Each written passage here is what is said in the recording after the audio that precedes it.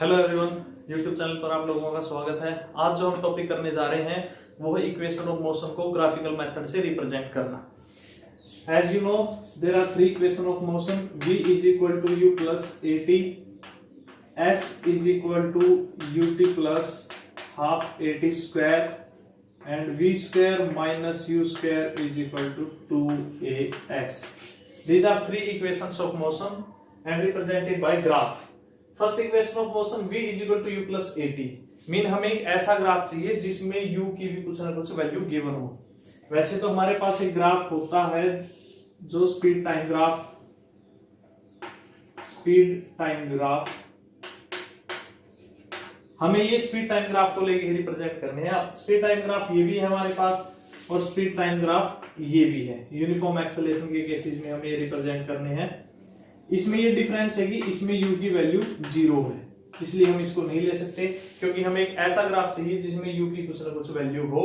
यानी हम equation of motion को अगर रिप्रेजेंट करना है तो हमें ये ग्राफ चाहिए जिसमें u की वैल्यू कुछ ना कुछ हमें गिवन हो। Clear to all? तो फर्स्ट इक्वेशन ऑफ मोशन हम रिप्रेजेंट करने जा रहे हैं।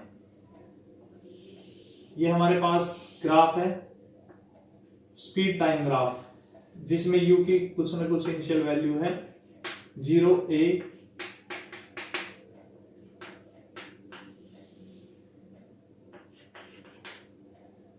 b, c and d. OA represent initial velocity, OD represent time. OD is parallel to AC. OD AC के पैरेलल है तो ये भी है जो हमारे पास टाइम पीरियड रहेगा। OA पैरेलल है CD के तो ये भी हमारे पास यहां से यहां इनिशियल वेलोसिटी रहेगी। Clear to all? और जो B से D है ये हमारे पास रहेगी final velocity. First equation of motion by graph. ध्यान रहे, OA represent initial velocity, OD represent time, also AC represent time, B to D represent final velocity V, and D to C represent initial velocity U. Here initial velocity, ये यहां आप लिख देना an object having initial velocity u moving with uniform acceleration a. After time t it acquire final velocity v. जैसा कि हमें graph में दिखाई दे रहा है हमें वैसा ही लिखना है। एक ऑब्जेक्ट जिसकी इनिशियल वेलोसिटी u से चलता है, उसकी यूनिफॉर्म एक्सेलरेशन a और टाइम t के बाद उसकी फाइनल वेलोसिटी v हो जाती है। अब हम इसको इक्वेशंस की फॉर्म में लिख देते हैं। हियर इनिशियल वेलोसिटी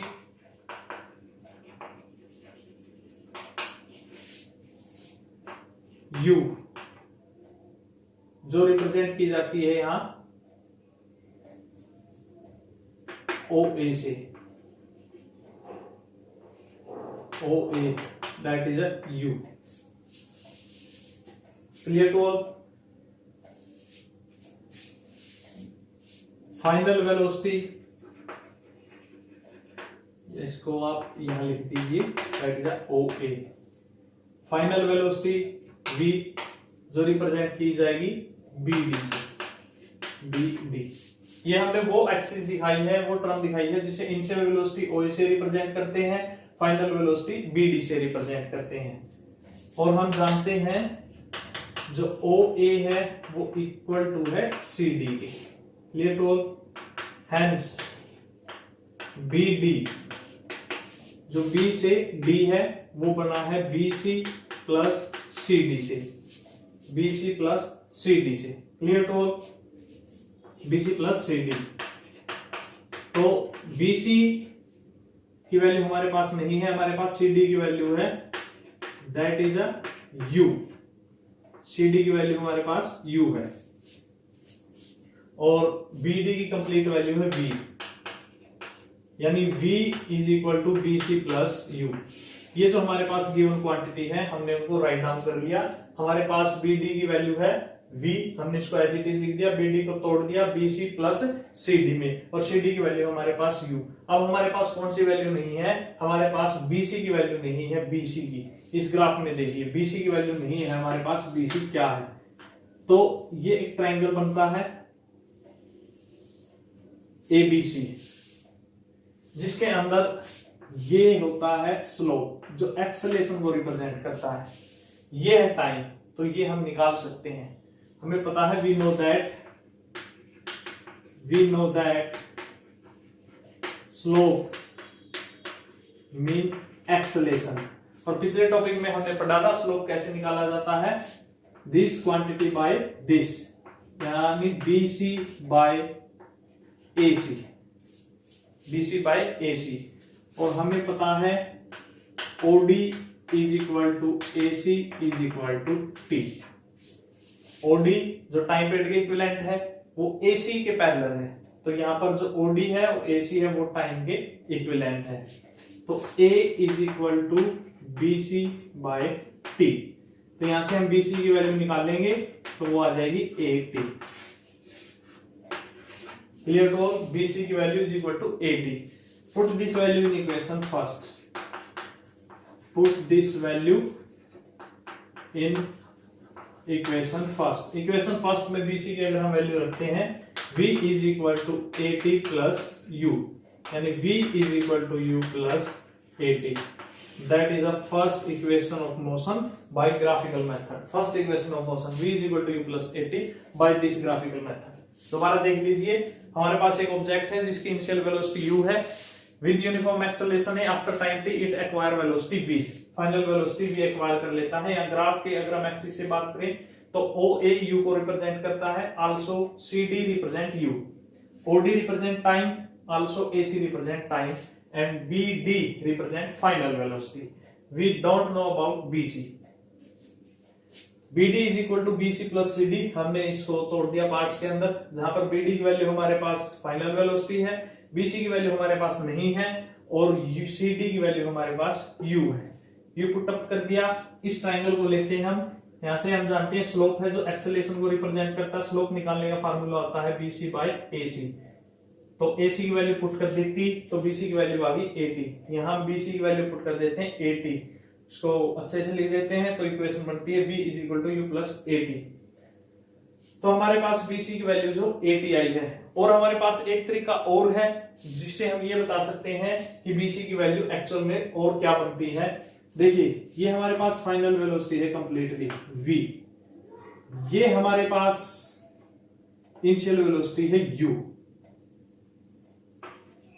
अगर इस कंप्लीट में से ये पोर्शन अगर माइनस कर दिया जाए तो BC रह जाता है, तो यानी V minus U is also BC। यहां पुट अप करके देख लीजिए, BC किसके इक्विवेलेंट आता है, V माइनस U के इक्विवेलेंट आता है, BC is equal to V minus U। That is the first equation of motion. Now second equation of motion, हमें पता है सेकंड इक्वेशन ऑफ जो मोशन है वो डिस्प्लेसमेंट के लिए है, S is equal to ut plus half at square, and displacement in speed time graph is equivalent to area under the graph. Displacement in speed time graph can be calculated as the area under the graph. अब यहां पर जो हमें area निकालना है वो ये सारा एरिया हमें निकालना, area under the graph. Second equation of motion, second equation of motion by graphical method. बिल्कुल इजी है, कुछ नहीं है, जो स्ट्रक्चर हमें दिखाई दे रही है बस उसका एरिया निकालना हमें आना चाहिए। तो area of O A B and D ये किसके इक्विवेलेंट रहेगा, एरिया ऑफ OACD, ये rectangle OACD, that is a rectangle OACD, area of rectangle OACD plus area of triangle ABC। देखो एरिया अंडर द ग्राफ ये complete structure आती है। इस complete structure में हमने पहले भी पढ़ा है कि हम दो तरीके से निकाल सकते हैं। पहला तरीका है एरिया ऑफ ट्रेपीजियम, दूसरा तरीका हम इसको दो स्ट्रक्चर में डिवाइड कर देते हैं। ये ट्रायंगल को रिप्रेजेंट करता है, ये रेक्टेंगल को रिप्रेजेंट करता है। तो इसको मैंने डिवाइड करके लिख दिया, area of rectangle that is OACD and area of triangle that is ABC। Now area of rectangle OACD और एरिया ऑफ रेक्टेंगल हम फॉर्मूला जानते हैं, लेंथ इनटू ब्रेथ, यानी OD लेंथ है और ब्रेथ है यहां CD, plus area of right angle triangle 1/2 into base that is AC into height that is BC। Clear to all? Area of rectangle breadth into length OD into CD and area of right angle triangle that is 1/2 base into height, base into में height, और ये सारी value हमारे पास है। OD that represent T into CD that represent U plus 1/2 AC that represent T and BC अभी ये पिछली equation में हमने निकाला है that is AT,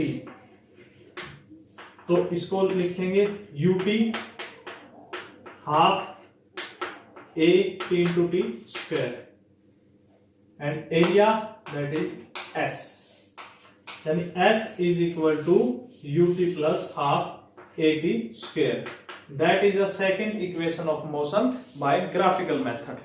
तो हमने first equation of motion graphical method से निकाल लिया है, second equation of motion graphical method से निकाल ली है। अब जो थर्ड इक्वेशन ऑफ मोशन है वो हम कल करते हैं। आप इन दोनों की प्रैक्टिस कीजिए, first equation of motion and second equation of motion की। पेपर के अंदर जब इनको ड्रा करना आएगा वो ग्राफिकल मेथड और विदाउट ग्राफिकल मेथड दोनों से आ सकता है, बट जो न्यूमेरिकल है वो विदाउट ग्राफिकल मेथड के ऊपर ही बेस्ड है। जो न्यूमेरिकल यहाँ सेकंड इक्वेशन ऑफ मोशन से बनेंगे वो एरिया अंडर द ग्राफ यानी डिस्प्लेसमेंट निकालने के बनेंगे, जो कि मैंने आपको पहले एक बार निकाल के दिखाया है। I hope you will understand about first and second equation of motion by graphical method. Thanks.